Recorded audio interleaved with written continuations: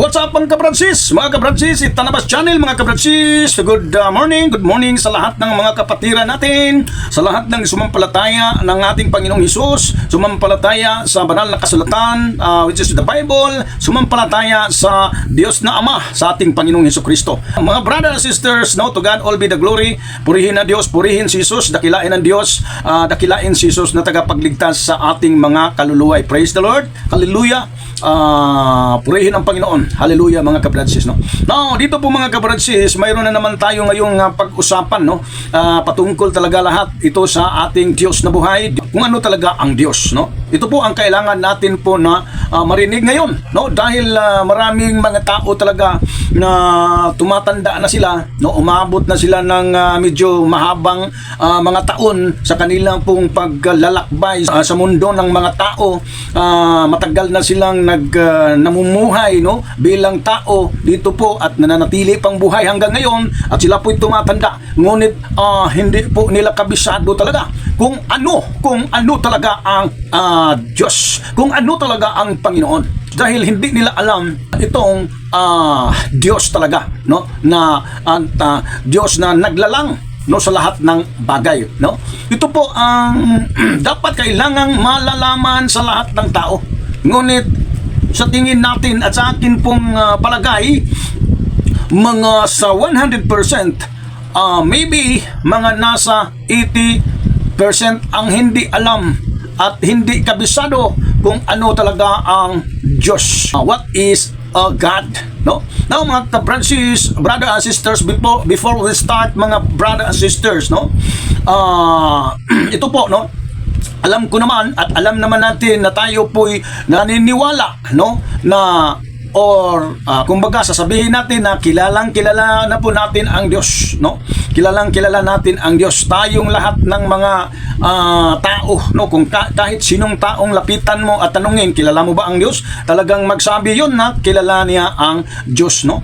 Now, mga ka-brother and sisters, no, mag-English lang po tayo ng kahit kaunti lang, no? Kumbaga, may mixture ang atin pong sasabihin dito ng English para naman ay maunawaan talaga sa mga English word na mga tao, no? Pero kunti lang, no?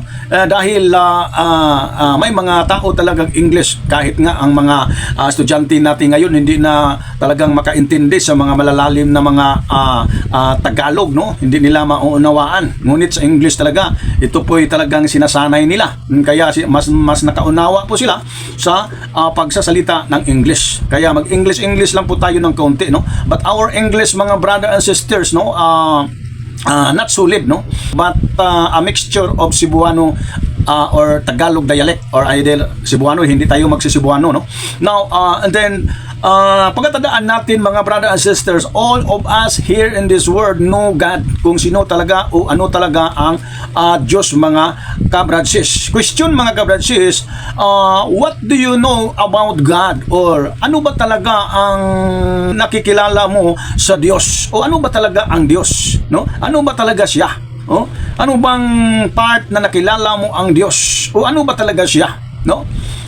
Ano ba talaga siya na ang Diyos po ay ano ba, no?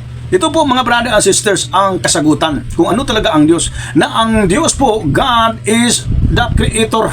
Siya po ang tagalalang, naglalang sa lahat ng bagay, naglalang sa mga langit at ng lupa, naglalang sa lahat ng mga makikita, kung anumang bagay na makikita, pati may buhay, tao, lalang po tayo ng Diyos. Diyos po ang nag-create, Diyos po ang creator. Yon ang Diyos. Nakilala natin na siya po'y creator, no?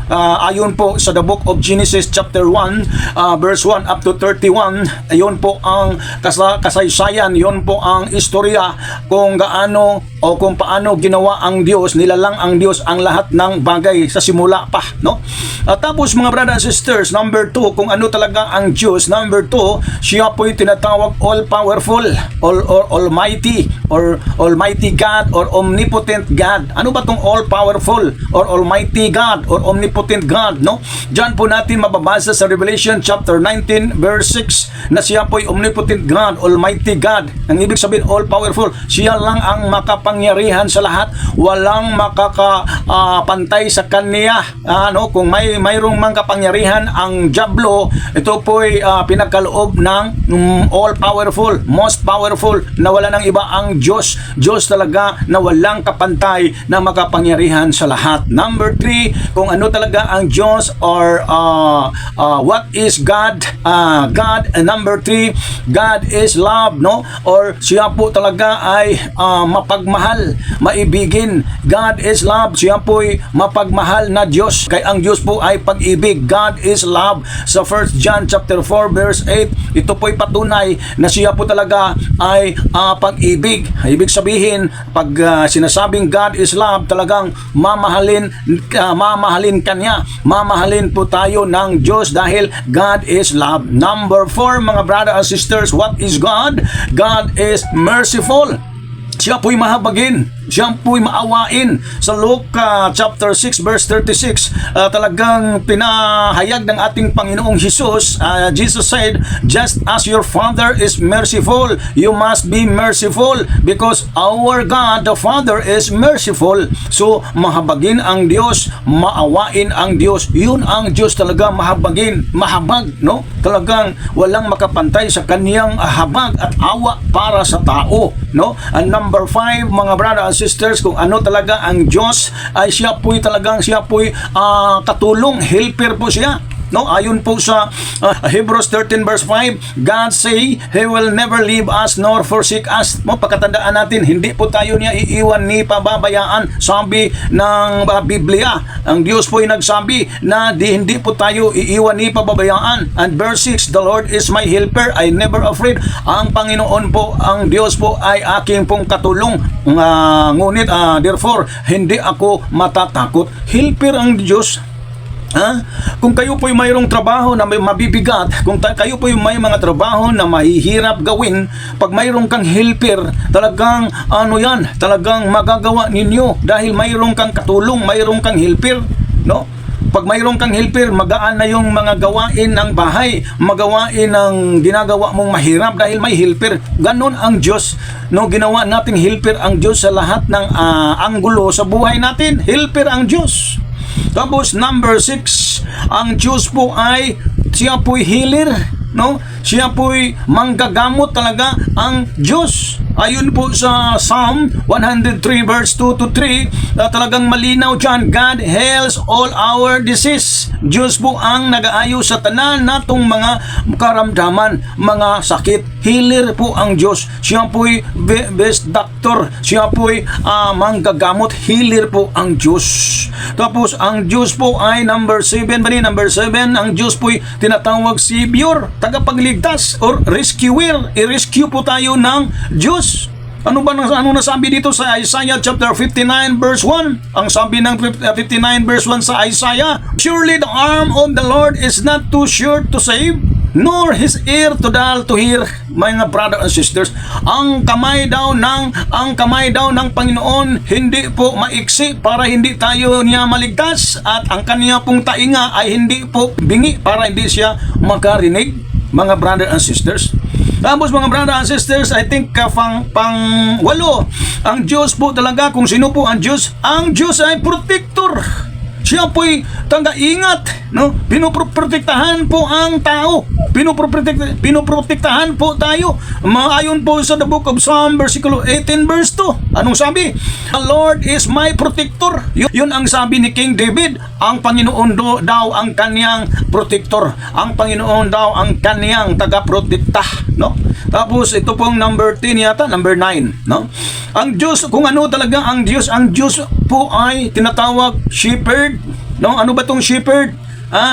Sa Psalm 23 verse 1, the Lord is my shepherd, I shall not want. Walang makukulang sa akin kahit ano, dahil ang Panginoon po ang aking pong bantay. Ang Panginoon po'y shepherd, ang Panginoon po'y gwardya natin. Kaya walang makulang sa atin.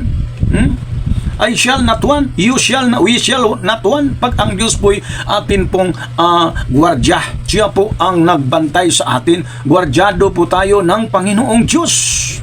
No, kung ang mga kumpanya man paano nila i-save, paano maging safety ang kanilang kumpanya na maraming mga bagay na pwedeng nanakawin ng mga magnanakaw, o kumbaga ang bangko, maraming pera na nanakawin. Ano bang kailangan nila? Mga matitibay na mga gwardya para walang makapasok na mga magnanakaw o robberer.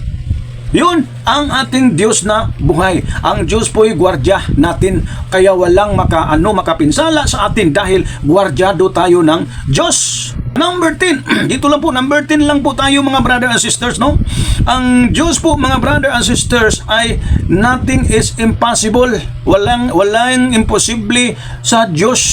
Ang Diyos po ay posible lahat. Nothing is impossible with God. Ayon po sa the book of Luke chapter 1 verse 37, for nothing will be impossible with God. All things are possible. Nothing will be impossible with God. Walang imposible dyan sa Diyos mga kabradsis. Kaya kung anuman ang ipapagawa natin sa Diyos, kung anuman ang hingin natin sa Diyos na sa atin pong palagay ay talagang imposibleng mangyari, ngunit sa Diyos po ay malinaw na ang Biblia nagsabi, malinaw na ang Diyos po walay imposible. Lahat ay pwede niyang gawin. Lahat ay maaari niyang magawa mga brother and sisters. Tandaan natin po mga brother and sisters. And tandaan natin, ito po'y iilan lang, no? These are several or these are some of the things we know about God.